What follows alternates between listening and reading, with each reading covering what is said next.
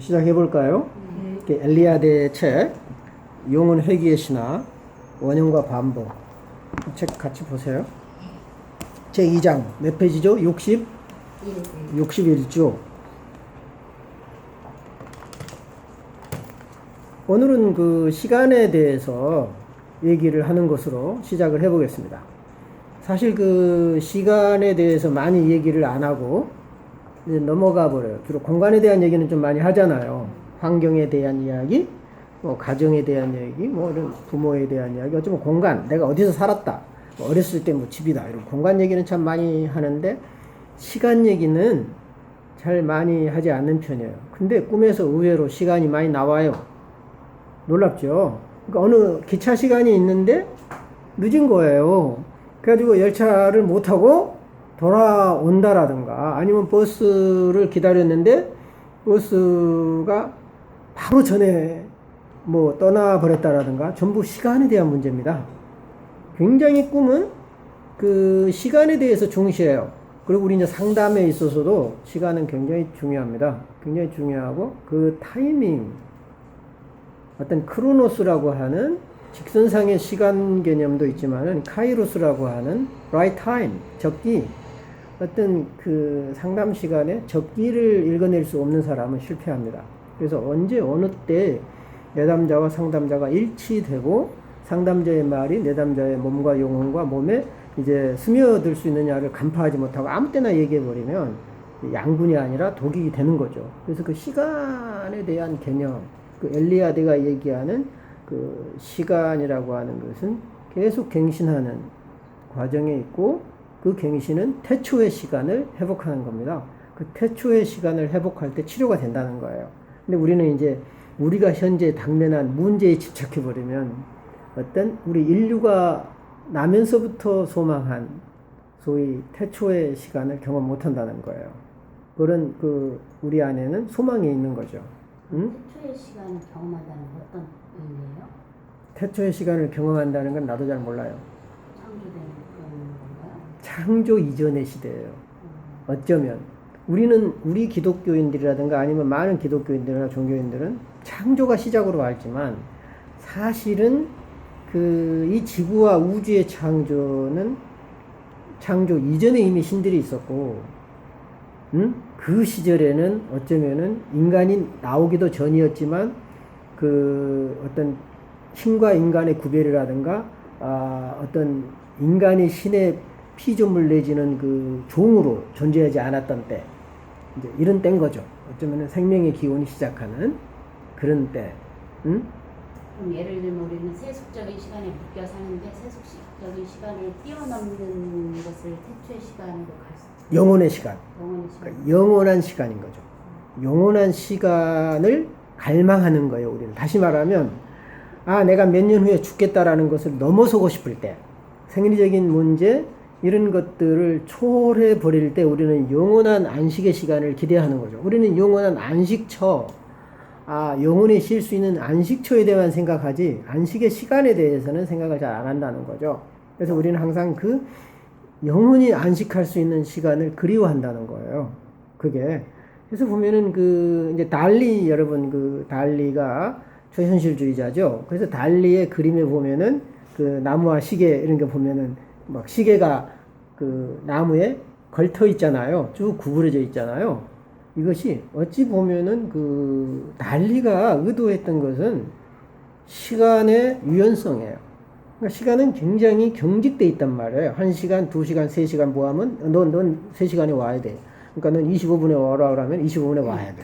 뭔가 이렇게 경직된 삶을 사는 것은 인간을 굉장히 피곤하게 만들고 병들게 만들어요. 왜냐하면 경직이라고 하는 것은 움직이지 못하게 하는 거거든요. 변화를 저해하고 성장을 저해하는 거예요. 어쩌면 그 시간에 딱딱딱 맞춰서 사는 인간들이 참 좋은 것 같지만 굉장히 피곤한 사람들이죠. 어쩌면은 그 레귤러리 정해진 쳇바퀴 돌듯이 정해진 시간을 깨버리고 싶은 게 달리의 그 그림에 나타나 있어요. 어쩌면은 구부러진 시계라고 하는 것은 사고의 유연성, 그리고 시간의 유연성을 얘기하는 겁니다. 굉장히 중요한 그 어떤 모티프가 그 달리의 그림에서 나오거든요. 이제 그래서 꿈에서 이제 내가 생각을 해보니까 기차나 버스를 타는데 놓쳤다라든가 시간의 문제잖아요. 그러면 기차나 버스가 의미하는 게 뭘까? 집단적 이동이에요. 그러니까 어찌 보면은 개인 택시가 아니에요. 개인 택시는 시간 놓치는 법이 없어요. 지멋대로니까. 지가 알아서 마음대로 가요. 어떤 기차 시간을 놓치고 버스 시간을 놓친다라고 하는 것은 어쩌면은 집단이 정한 시간, 사회가 정한 시간, 어떤 이제 제도와 장치가 정해준 시간인 거죠. 뭐 군대나 학교 같은 이런 부분은 더 철저할 테고. 그래서 이것은 집단적 시간이라고 말할 수 있는데 이것은 제한적 시간이에요. 정해진 시간, 제한적 시간. 거기에 반해서 개인적인 시간은 영혼의 시간인 거예요. 어쩌면 너는 이 뭐에 늦었다. 꿈이 의도하는 것은 너 자꾸 요즘 하는 게 너는 자꾸 놓치더라. 우리는 그렇게 해석할 수 있어요. 그런 꿈은. 왜 너는 그 때를 못 만나고 자꾸 시간을 놓치냐. 우리는 그동안 그렇게 꿈을 해석해 왔단 말이에요. 사실은. 근데 이제는 그런 꿈, 그런 해석보다도 이제는 그런 집단의 시간보다도 너 개인의 어쩌면은 영원한 시간을 찾아라 하는 암시가 있을 수도 있어요. 그 꿈은. 놀라워요. 어찌 보면은 생각을 달리하면 전혀 이전에 생각해보지 못한 그 사고방식을 갖게 된다는 거죠. 그러면서 그 개인적 시간은 개인의 어떤 프라이빗한 이기적 시간이 아니고 욕망의 시간이 아니라 반복의 시간. 그 다음에 기회의 시간이에요. 이제 이런 부분들은 굉장히 우리가 기존의 상담학에서는 도저히 경험할 수 없는 이론들이에요. 어쩌면은 그 일리아드의 사상을 이제 심리학과 상담에 우리가 적용해 보는 거죠. 그래서 바로 그런 어떤 시간을 회복하는 것, 이것은 일단 집단적 시간을 죽여야만 되고, 그렇죠. 과거의 시간을 죽여야만 되는 거예요. 그래야 영원한 시간, 새로운 시간이 창조되는 거죠. 이것이 제의를 통해서 반복되는 거예요. 그리고 현실화되는 거고. 그래서 이번에 이제 내가 연휴 때 정동진을 갔다 왔습니다. 혼자. 그래서 내가 태어나서 결혼한 이후에 혼자 그 여행 가가지고 외박을 해보기는 처음입니다. 아니, 다른 일로는 내가 외박한 적이 일하다가 이제 일 핑계 대고 이제 젊었을 때 외박한 적은 있었어요. 그런데 아무 일도 없이 혼자 가서 하룻밤 자고 온 것이 처음이거든요. 이제 개성화라기보다는 미친 짓을 했는데 9시간 걸렸어요. 집에서 걸어서 그 전철 타는 데까지 가고요. 차 안 가져갔어요. 그래서 아니 그렇게 가야죠. 그래서 이제 완전히 그 중노동하기로 작정을 했죠. 그래서 이제 이제 청량리역에서 이제 그 정동진 갈라다가 거기 그 차가 이 좌석이 없더라고요. 그래서 왕십리에서 남춘천, 춘천으로 가는 그 ITX라고도 있대. KTX, 뭐 GTX, ITX, 그거 ITX예요. 그래서 이제 직행 비슷한 거죠. 전철인데. 그래서 이제 그걸 타고서 남춘천에 가서 남춘천에서 한 2시간 정도 기다려가지고 강릉 가는 버스를 타가지고 한 3시간 간 것 같아요. 그래가지고 강릉에서 또 정동진으로 가다 보니까 오전 10시에 집에서 나왔는데 밤 7시.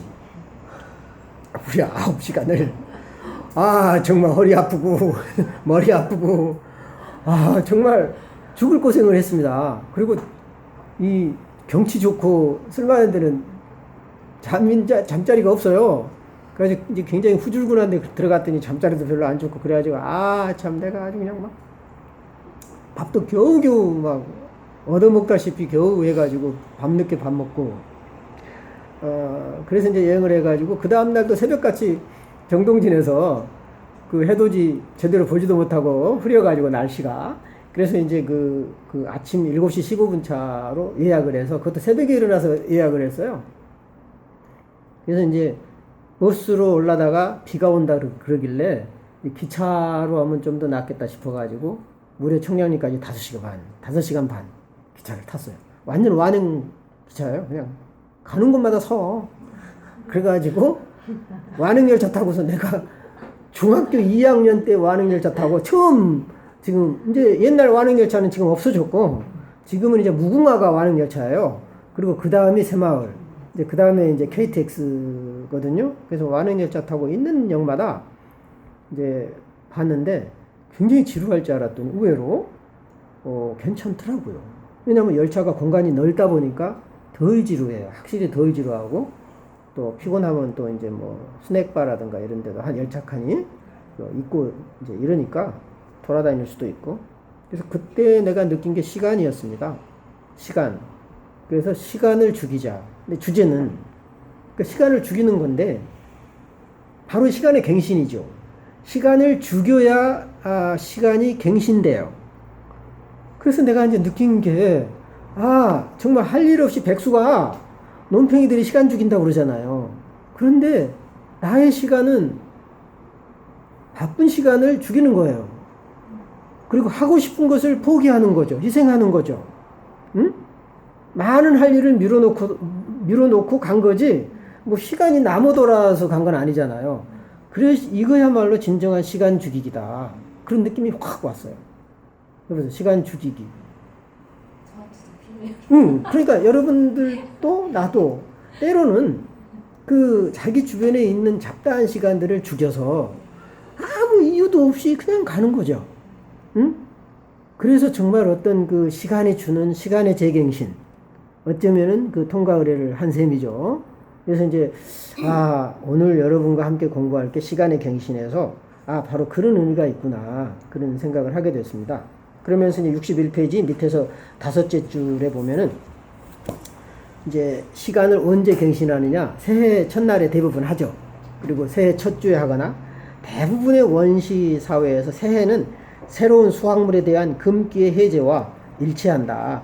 이전에 금기 해시했던 것을 이제 해제하고 새롭게 시작하는, 이전에 금했던 것이 풀어지고 이제 새롭게 시작하는, 그렇게 해서 그 수확물은 먹을 수 있고, 이제 그러니까 예전 것은 이제 그 해 안에서는 못 먹게 하잖아요. 그럼 새해가 되면 이전 것을 또 이렇게 먹게 하잖아요.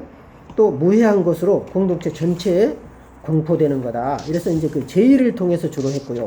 65쪽에 가면은 이제 신년 그 축제 중에 바벨론에서 유명한 신년 의례가 아키투예요. 아키투. 해보세요. 아키투.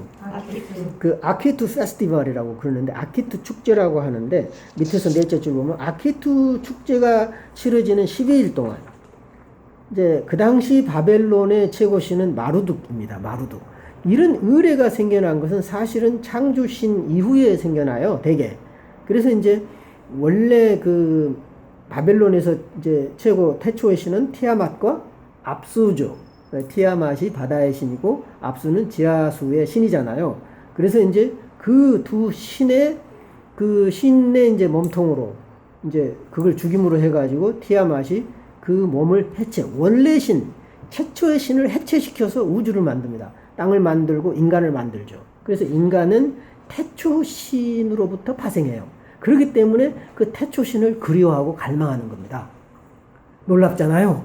그래서 그 태초의 신, 창조 이전의 신을 그리워한단 말이죠. 이것이 창조 이전의 때, 영원한 때인 거예요. 그걸 하는 것이 이제 아키투 페스티벌인데, 아키투 축제가 치러지는 12일 동안 마루둑의 사원에서는 이른바 우주 창조의 서사시인 에누마 엘리시가 반복해서 장엄하게 낭송돼요. 이 에누마 엘리시가 바벨론의 창조 서사시입니다. 그러면서 이제 그 티아맛과 압수를 죽이고 마루둑이 이제 우주 창조와 세상 창조, 또 킹우의 피로 이제 그 인간을 만드는 과정을 쭉 설명해요. 우주론이죠. 바벨론의 우주론입니다. 그 서사시가 에누마 엘리시인데, 그 에누마 엘리시가 축제 때 낭송이 되죠. 이게 이제 의례입니다. 그래서 그렇게 해서 태초에 정말 아득한 때에 영원한 시간이죠. 그 아득한 때에 벌어졌던 마루둑 신과 바다 괴물 티아마트, 여기서는 이제 괴물이니 악마라는 표현을 썼는데 그것은 후대에 붙인 이름이에요. 사실은 원래 신이에요. 그래서 티아맛, 마루둑 신을 섬기다 보니까 예전 신은 괴물이 되는 거죠. 뭐 진짜 괴물이라기보다는. 그래서 마루둑 신과 바다 괴물 티아마트 사이의 싸움, 그리고 마루둑의 최종적인 승리로 혼돈이 끝나게 된 싸움이 재현되었다. 그래서 이제 최초의 신과 전투를 벌이고 죽이는 것은 혼돈의 상황으로 묘사되고, 이것이 성경의 창조 이야기에서는 혼돈과 공허가 있었다라고 나와요. 그리고 물 위에 신의 영이 이제 떠다닌다, 그런 얘기가 나오잖아요. 그것은 이제 그 태초의 티아맛과 그 압수를 상대로 하는 마루둑의 전쟁을 묘사한 것으로 어떤 학자들은 그렇게 주장하는 사람도 있어요. 왜냐하면 이제 기품이라고 하는 히브리 말 테홈이 그 마루둑 신 이전에 티아맛과 비슷해요. 발음이 테홈과 티아맛. 그래서 아마 같은 신의 이름인데 성경에 나올 때 이것은 기품으로 혼돈과 기품으로 번역됐을 거다. 이렇게 이제 주장하는 학자들이 있죠. 굉장히 그 어떤 전문적인 얘기 같지만 우리가 이제 신화를 연구하다 보면 이것은 알게 되는 거예요. 자연스럽게 알게 되고 이제 이런 용어들이 나올 때 여러분들이 귀찮아하거나 힘들어하지 마세요. 왜냐하면 대부분 우리들은 자기가 들은 단어 내에서만 이해하려고 그래. 그리고 조금만 다른 단어가 나오면 내가 왜 그걸 공부해야 되지? 이 시간에 내가 왜 엘리야드를 공부해야 되고 왜 철학을 공부해야 되고 왜 인류학을 공부해야 되고 이런 모르는 거죠. 그러나 정말 이제 그 상담이야말로 종합예술이잖아요. 그러니까 인간의 마음을 다루는 종합예술인데 어느 하나 테크닉만 배운다고 해서 결코 되지 않아요. 뭐 5년도 안 가서 바닥나 그냥 딱 그래가지고 손 두는 거죠. 못하겠다고. 응? 그래서 이제 이런 공부를 그래서 하는 거예요. 그래서 이제 마루둑은 티아맛의 찢어진 몸 조각들로 우주를 창조하고 넷째 줄 티아마트가 운명의 소판을 맡긴 바 있는 악마, 여기는 악마로 나왔는데 어떤 다른 신이죠. 왜냐하면 이제 그 마루둑의 대항에는 그래서 이제 킹우라고도 하고 킹구라고도 해요. 그 킹구의 피로 인간을 창조하죠. 그래서 우리는 그 인간이 창조된 것을 마치 우주의 창조, 신들의 창조처럼 생각하려는 경향이 있어요. 그렇지만 인간이 창조되기 이전에 원초적 신이 있었다. 그리고 그 원초적인 신은 이름도 없고 빛도 없이 사라져버려요. 그리고 그 원초적 신을 죽이고 그 원초적 신의 힘으로 살아난 제2, 제3의 신들이 그 왕권을 제패합니다. 그것이 이제 그 그리스에서는 제우스 신이죠. 응?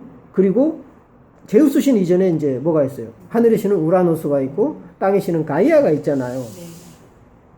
그래서 그런 신들이 다 이름 없이 사라져요. 마치 지금의 그 하늘과 땅처럼. 아무런 이름도 없이 빛도 없이 하늘과 땅은 저 멀리 물러나고 인간이 섬기는 신들만 우뚝 솟아가지고 마치 그 하늘과 땅을 지배하고 심판하는 신으로 등장해버리죠. 이것은 인간이 만들어낸 종교의 역사예요. 놀랍잖아요. 이런 부분들을 보면 이제 종교를 재평가하고 정말 우리 인간이 회귀하는 게 어떤 종교가 만들어낸 구원인가 아니면은 그 구원의 개념이 생기기 이전에 최초의 온전한 때를 바라는가. 엘리야드는 그 최초의 온전했던 시간, 그 시간으로 돌아가는 것을 희망하지 어떤 구원자에 의해서 어떤 이제 그 자신의 모든 것이 사해져 가지고 회복한다라고 하는 것은 여전히 많은 문제를 합니다. 왜냐하면 기독교에서도 그것이 이제 어쩌면은 그렇게 구원을 받는다 하더라도 원죄는 남아있다라고 볼 수도 있고요. 굉장히 많은 문제를 내포해 버리거든요. 그래서 이런 부분들은 그 원죄 개념이 없는 태초 단계로 가야만 해소가 돼요. 그래서 굉장히 그 엘리야드의 사고방식은 어떤 종교의 차원을 넘어선다는 거죠. 응? 이런 부분들을 여러분들이 이제 볼 필요가 있어요. 그래서 이제 67쪽에 보면은요, 그 아키투 두 번째 문단에 보면은 보다시피 아키투 페스티벌 축제에는 일련의 극적인 요소들이 포함되어 있습니다. 그래서 그 의도는 흘러간 시간을 폐기해야 됩니다. 우리는 옛날의 시간을 폐기하려 하질 않아요. 어떻게든 거기서 쓸만한 거 찾아가지고 써먹어야죠. 그렇잖아요. 그래서 이제 되게 여러분도 좀 더 꿈분석 공부를 심층적으로 하잖아요. 아까운 거예요. 이 전문에 투자한 게 너무 아깝고 내가 그동안 어떻게 공부했는데 10년을 공부했는데 이거 왜 버려? 버려야 돼요. 버리지 않으면 거기 계속 매여가지고 그 식으로 하려고 그래. 계속 그 식으로 계속 하려고 그래. 폐기를 해야 원초적 혼돈이 복원되고 그리고 우주 창조 행위를 반복해서 새로움을 창출해낼 수 있다. 그래서 첫 번째 이제 아키투 축제의 제1막은 티아맛의 지배를 형상화하고 창조 이전의 신화적 시기로의 퇴행을 의미하죠. 태초의 신의 단계로 가야만 그 다음에 그 신이 물러나고 새로운 신이 등장하고 인간이 창조하는 이제 역사로 이어지지 않겠습니까? 두 번째 그 다음 때 페이지 68쪽에 보면은 두 번째 아득함 때 그 해에 처음에 이루어진 세계 창조는 해마다 재현돼요. 매년 재현되는데 이전 것의 반복이 아니에요. 이전 것은 완전히 해체되고 새롭게 재현되는 거죠. 어쩌면 우리가 추구하는 심리 분석과 상당히 바로 그런 걸 추구하는지 모르겠어요. 그러니까 내가 볼 때 정신분석, 우리 특별히 이제 분석심리학은 굉장히 그래서 나는 예방적 심리학이다라고 봐요. 굉장히 우리 심리학을 아주 시간도 많이 걸리고 공부하기도 어렵다 그러는데 우리는 단순한 그때그때 발생하는 문제 해결에 집착하지 않거든요. 어찌 보면은 아주 죽을 때까지 그 나를 지켜줄 수 있는 어쩌면 무기를 만드는 작업을 계속하는 거예요. 어떤 환경이 오고 어떤 상황이 오더라도 적응하고 견뎌내는 그것은 어쩌면 영원한 때를 어떤 이제 갈망하는 거고 그것은 매년 반복된다. 세 번째 보면 제한적인 방식이긴 하지만 인간은 그러한 우주 창조의 작업에 참여합니다. 성경에도 그런 얘기 나와요. 하나님이 세상을 창조할 때 창조의 명공인 지혜가 거기에 있었노라. 이것이 이제 잠언서에 나오는데 그러니까 어찌 이제 지혜가 먼저 있었고 또 인간은 또 거기에 또 참여하는 이제 이런 방식이 이제 나오는데 네 번째에 보면은 운명의 축제도 우주 창조의 한 양식이에요. 그래서 매월 매일의 운명이 그때그때 결정되기 때문에 그렇습니다. 꿈에서 보면은요, 그 세 여인이 나오는데 기가 막혀요. 그 운명을 붙들고 또 운명을 안내하는 그런 역할이 되게 이제 꿈에서는 세 여인, 그리스 신화에서 모이라 형태로 나타나는 거죠. 그게. 그 다음에 이제 다섯 번째는 신혼은 뭐예요? 세계와 인간의 갱신을 구체적으로 실현한다. 신혼이 이제 남자와 여자가 결혼하는 거고 인간과 신이 이제 결혼하는 겁니다. 그런 연금술의 과정이죠. 그걸 통해서 대극이 합쳐지고 하나의 새로운 아들이 잉태돼서 태어나는 새로운 나의 존재가 탄생하는 거죠. 그러니까 새로운 존재. 다시 말하면 씨앗이 땅에 뿌려져서 그 씨앗은 완전히 죽어야 새로운 그 존재가 탄생하지 어느 정도 남아있으면 썩어버려요. 그 씨앗도 죽고 새로운 생명이 나오지 않아요. 그걸 시골에서 살면 잘 알아요. 여러분 그 일반 씨앗도 그렇지만 생생하게 들어온 게 그 감자씨예요. 감자씨. 감자는 그 눈에 눈이 있잖아요. 감자 눈이.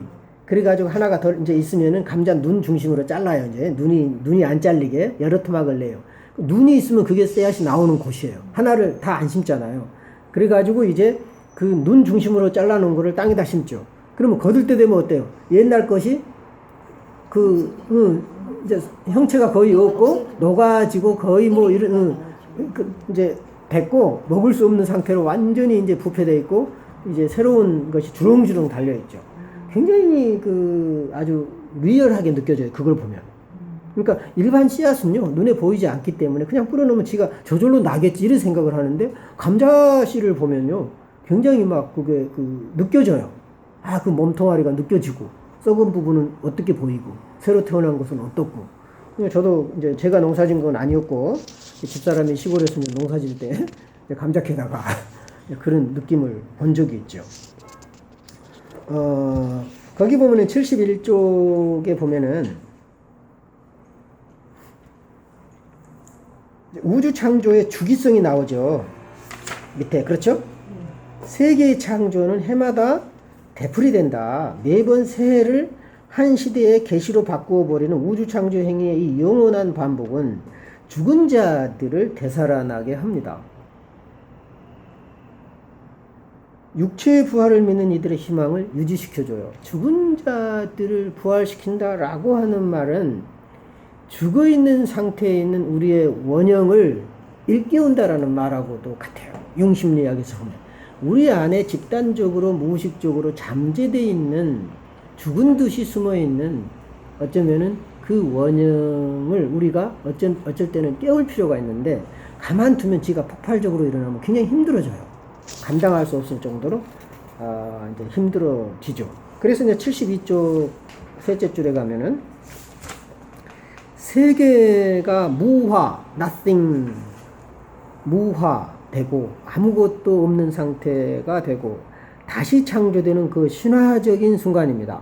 그 신화적인 순간에 이루어질 시간의 폐기에 대한 희망의 표현이다. 우리는 시간을 완전히 폐기해서 새로운 존재로서의 거듭나고자 하는 이런 욕망이 있죠. 이것이 보통 어떻게 표현되느냐? 종말론으로 표현돼요, 사실은. 그러니까 시간의 회복이란 개념을 우리는 못 가져요. 그리고 영원한 시간이라는 개념은 없어요.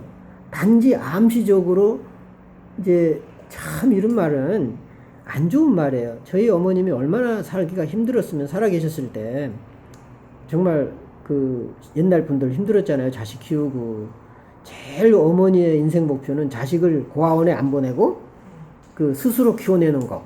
옛날 부모들이 전쟁터에서 애들 지키고 또 다 돈이 없고 가난할 때는 고아원에 많이 보냈어요. 옛날에 정말 전쟁 고아들. 그러니까 주변에 이제 그런 사람들이 너무 많으니까 어떻게 하면 내 자식은 고아원에 안 보내고, 그러니까 학교 보내고 안 보내고는 두 번째 문제예요. 교육시키고 안 시키고는 일단 두 번째 문제야. 고아원에 안 보내고 내 새끼를 집에서 키울까? 이게 최대의 꿈이었어요. 참 비참한 그 생활을 우리 조상들이 많이 했는데, 전쟁 시기에. 그 어머님이 가끔 하소연할 때, 힘들어서 하소연할 때 들어보면, 하늘과 땅이 딱 딱 붙어서 완전히 맷돌처럼 갈아버렸으면 좋겠대. 굉장히 잔인한 얘기잖아요. 굉장히 정말 어쩌면 우리 어머니 입에서 저런 말씀을 하시나 하고 굉장히 그 당시는 잔인하게 들었는데, 지금 생각하니까 얼마나 한이 맺혔으면, 이것은 세계 종말의 의미거든요. 그리고 그 종말은 새로운 탄생이고, 돈 있는 사람과 없는 사람, 권력이 있는 사람과 없는 사람 모두가 똑같아지는 그 태초의 시간으로 회귀를 갈망하는데, 그것에 대한 개념은 없어요, 인간은. 어쩌면 엘리야드는 바로 그런 영원한 시간이 우리 안에 잠재되어 있는 그런 시간을 깨우고 있는지 모르겠어요. 이것은 경험적 사건이에요. 절대 이론이나 머리로 아는 건 아니에요. 이것이 경험적으로 몸의 피부로 느껴져야 돼요. 그런 것들이. 그래서 이제 어쩌면 농경이 이제 죽고 살아나는 죽음과 부활을 반복하는 그런 이제 전형적인 사례가 농사다. 이제 이런 얘기를 이제 73쪽에서 쭉 합니다. 그러면서 76쪽에 가면은 이제 여러분 그 사육제 축제가 있죠? 사육제에서도 이제 세계 갱신의 시나리오가 쭉 나오는데 거기에 몇 가지 특징이 있어요. 첫 번째 보면은 뭐예요? 10년을 전후한 12일은 새해 12달을 예고한다. 그리고 그 열이틀의 밤 동안 죽은 자들이 차례로 가족들을 찾아오죠. 세 번째, 불을 껐다가 다시 피우는 의식. 이것이 이제 이전 것을 완전히 이제 해체시키고 새로움을 창조하는 과정이겠죠. 또한 그때 인문의식, 통과 의례가 치러지는 셈인데 불을 끄고 다시 피우는 행위가 사실상 인문 의례의 가장 핵심적인 요소다. 어쩌면 우리의 그 불이라고 하는 것은 그 생명을 의미하는데, 어쩌면 우리를 지금까지 유지해 줬던 생명의 불을 꺼야만 새로운 그 불이 올 수 있을지 모르겠어요. 그래서 한 해의 끝과 새로운 해에 처음에 치러지는 신화, 제2체계 안에서 다음과 같은 요소들, 즉 두 무리의 연애자들이 벌리는 의례적인 싸움이 나오고, 그 다음에 꼭 성적인 요소들이 나오죠. 이런 축제 가보면 지금도 보니까요, 야, 그 아마존 뭐 이쪽 그 아메리카 축제하는 거 보니까 야, 기가 막히대. 언제 한번 가보고 싶어. 거기는 그 텔레비전에서는 안 나오는데 그 야동, 지금 이거 녹화하고 있는데 그런 거 얘기해도 되겠어요? 그 야 비슷한 그 동영상들 보면요, 그 슬그머니 안 보이는 데서 온갖 음란한 그 행동을 하는 게 그대로 다 노출되고 하는데, 사실은 이런 게 고대 축제에 있었어요. 많이 있었고 자연스럽게 행해졌단 말이죠.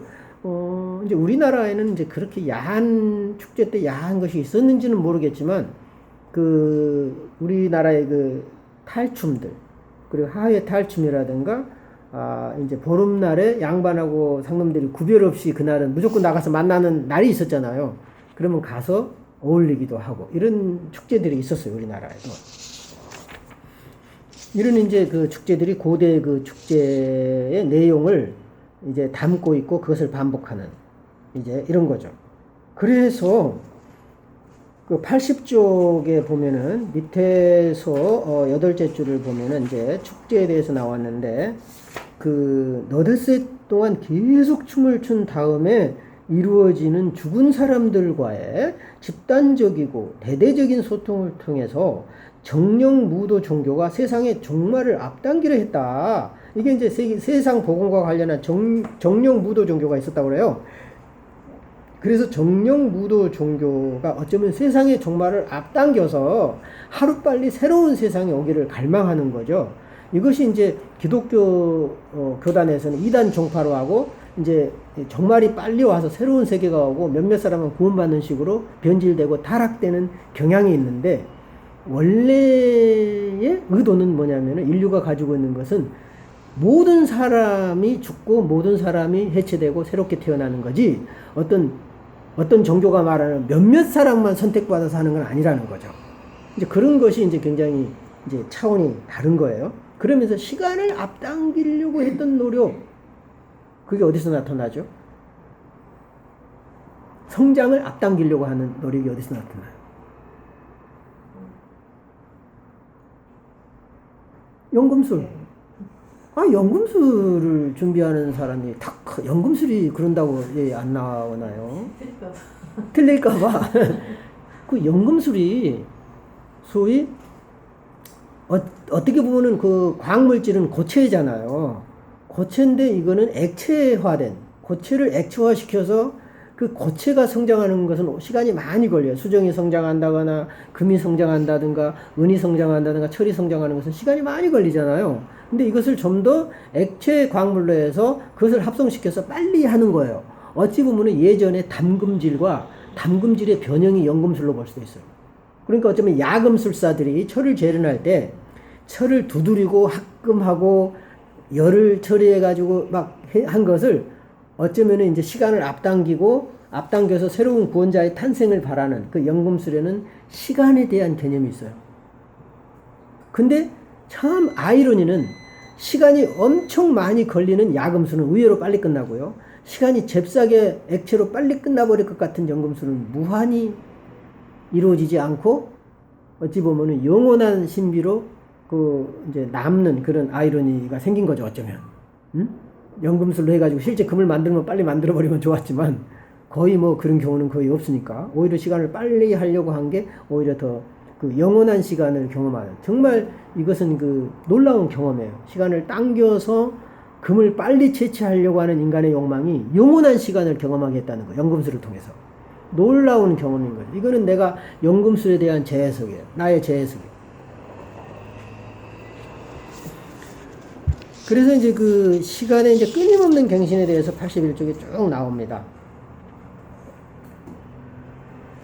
82쪽에 이제 두 번째 문단에 보면은요, 원시 사회는 아직 원형들의 낙원에서 살고 있는 사회입니다. 원시 사회는 아직 우리가 생각하는 역사 개념과 시간 개념이 없어요. 그러니까 정말 나는 안 가봤는데 꼭 가보고 싶은 게 인도 이런 산이라든가 이런 데 가잖아요. 시간이 죽어버린 느낌이래요, 정말. 거기 갔다 온 사람들 말 들으면 시간이 존재하지 않는 것처럼 느껴진대요. 마치 죽어버린 것처럼. 우리는 너무 시간에 얽매여 있잖아요. 시간 개념이 없어요. 어쩌면 몸이 자야 될 때면 자고, 이 시골 사람도 그러잖아요. 옛날 시골 사람들 무슨 시간에 따져가지고 했나요? 몸이 그냥 자연이 일어나게 되면 일어나고 그렇게 했지. 자연의 리듬에 탔지 시간대로 움직이지 않았다는 거예요. 그게 우리가 만든 시간이 아닌 거예요. 자연의 시간만 있었어요. 그래서 그 사회에서 시간은 생물학적으로만 기록될 뿐 역사로 변형되지 않아요. 생물학적인 몸으로 느끼는 시간이지 이것을 1시간, 2시간, 3시간, 1년, 2년, 3년, 1956년, 50년 이렇게 카운트하지 않는다는 거죠. 바로 그것이 고대 이집트 역사예요. 이집트 역사 배웠죠? 이집트 역사에는 연도가 없고, 그리고 나중에 그것은 고왕국, 중왕국, 신왕국 나눈 것은 후대에, 한참 후대에 그 사람이 거꾸로 거슬려 가서 했지, 이 왕이 몇 년에 태어났고 없어요. 없어. 그런 시간 개념이 없었어요. 그것도 수천 년 동안. 놀랍죠. 그러면서도 위대한 역사를 만들어냈어요. 이집트는 그 자연의 시간을 토대로, 그 자연의 시간으로 결국은 피라미드도 만들고요. 놀라워요. 그 시간에 대한 그 개념이 이집트만 그랬어요? 고대 문명이 거의 다 그랬어요. 물론 이제 마야 문명에서는 이제 해시계도 만들고 이제 나중에 이제 그렇긴 하지만은 옛날 시대로 갈수록 그런 어떤, 설사 그 시간을 만들었다 하더라도 일부 그 정치인이나 어떤 국가 지도자에 한정됐지, 아니 일반 백성이 무슨 몇십니다 뭐 그렇겠어. 그건 아주 후대의 일이죠.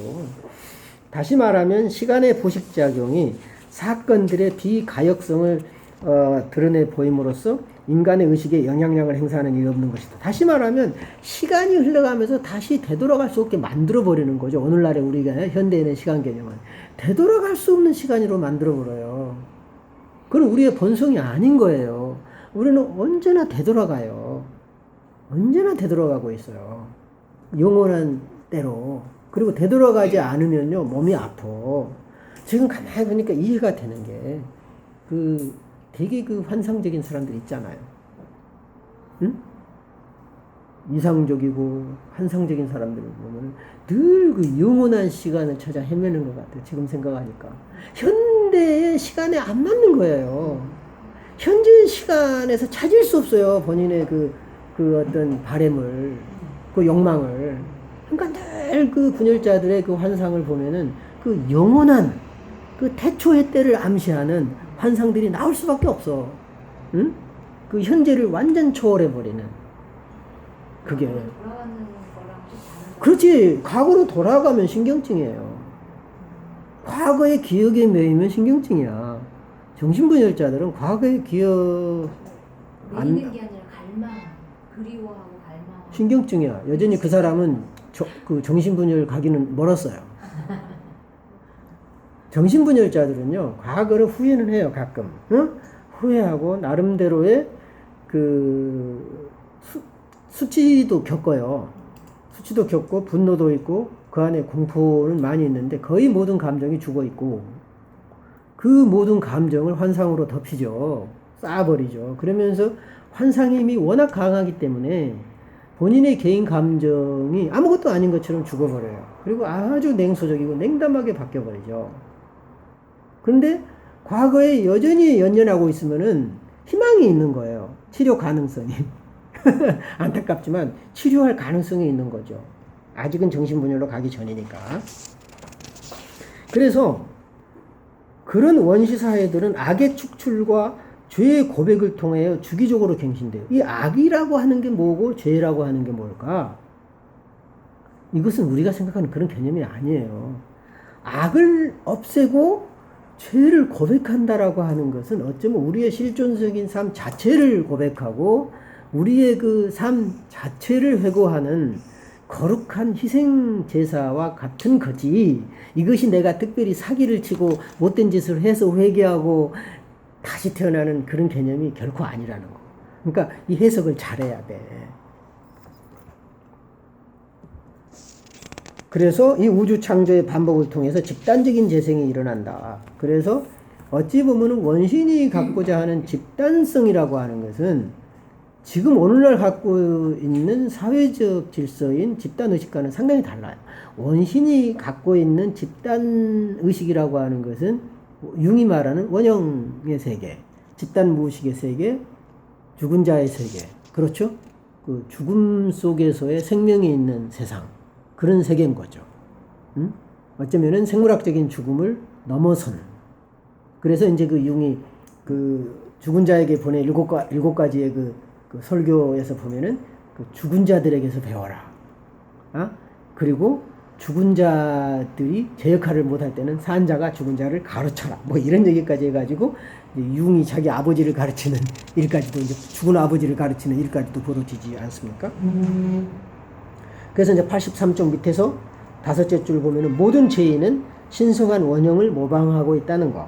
그리고 죄를 통한 반복적인 죄는 비시간적이고 이 비시간적이라고 하는 것은 비역사적이라는 거. 현대적 개념으로서의 비시간적이고 또 신화적이다. 그 신화적이라는 뜻은 인간의 개념과 이해로 도저히 이해할 수 없는 초월적인 거죠. 그런 순간에 일어난다. 그래서 모든 건축의 때는 절대적인 시작이다. 그래서 새로운 시대가 열리는 것은 건축을 통해서 나타난다. 그래서 꿈에서 보면은 이제 그 허물고 새로운 건물이 들어서는 꿈을 참 잘 꾸잖아요.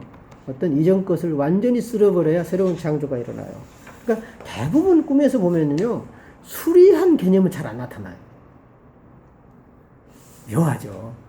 집을 수리해서 살았다. 이런 꿈을 내가 아직까지 본 적이 없어요. 거의. 수리는 아니어도 부셔버리고 폐허된 모습. 되어 있는 모습만 보인다는 거죠. 폐허된 모습이나 폐허된 것에서 건축을 새로 한 모습이나 되게 그렇게 나오지 조금 허른 것을 수리해서 한 내 기억에 없어요. 그렇게 꿈을 많이 내가 봤잖아요. 그런데도 그런 꿈을 기억해 본 적이 별로 없어요. 그 얘기는 건축이라고 하는 것은 늘 새로워야 돼요. 새로운 시간의 창조예요. 그리고 새로운 탄생인 거지 기존의 것을 뭐 조금 고쳐가지고 어떻게 하면 쓸만한데 좀 써먹어볼까 이런. 좀 그런 거 봤는데. 봤구나. 네. 나중에 소개하세요. 드물어요. 그런 꿈은 정말 드물어요. 고쳐서 이렇게 하는 꿈은 드물어요. 내가 볼 때는. 그래서 이제 85쪽 보면 두 번째 문단 보면 우주 창조의 반복을 통한 시간의 구축을 좀 더 분명하게 보여주는 것은 바라문교의 희생제의가 갖는 상징이다. 모든 제의에는 희생제물이 있어요. 모든 뭐 설이든 추석이든 그렇죠? 그 희생제물이 없는 제의는 없어요. 결혼식에도 아마 있을 거예요. 어쩌면 결혼식에도 어쩌면은 그 바깥에다가 이렇게 뭐 결혼식 그 음식 뭐지? 아니 길거리에다가 이렇게 내놓기도 하고 조금씩 내놓죠. 그거예요. 그러니까 어떤 죽은 자를 위해서 제사를 지낼 때만 한 것이 아니라 그것을 축하해주는 모든 신들, 그 신들을 위한 음식을 제공해야 된다는 거죠.